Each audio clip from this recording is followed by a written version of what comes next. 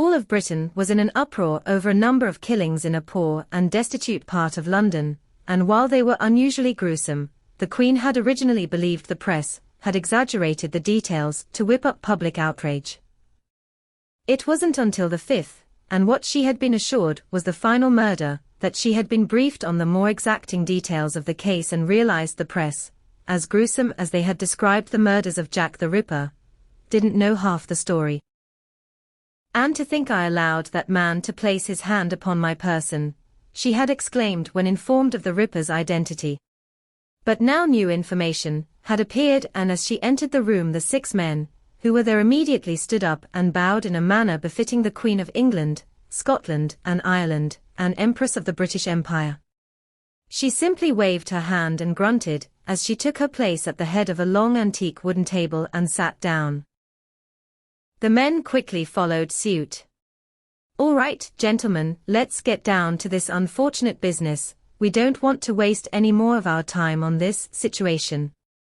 Caught off guard by her abruptness, the man seated directly to her right immediately stood up, while fumbling through some papers, and began to speak. "Yes, ma'am. I will not delve into the more macabre aspects of the case, but will present a detailed rendition of the manner in which we have reacted to the more public aspects of the case instead." The Queen did not speak again for almost 20 minutes, until they broached the subject of the American lawman, on which the Queen seemed particularly interested. When she asked what sort of a man this sheriff was, the answer came from a young, small, and weak-looking man at the end of the table. "Ma'am," he stuttered in a high squeaking voice, "he is a Texas Ranger, ma'am.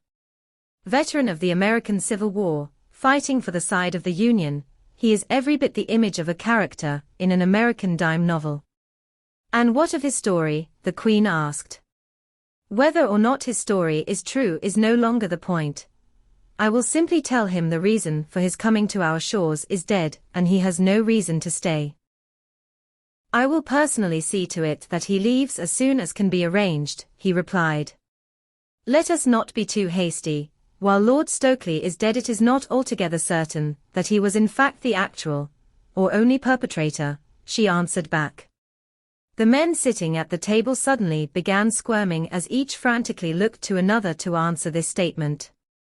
Tired of the theatrics, the Queen turned to the man seated immediately to her right and asked, "Isn't that so?"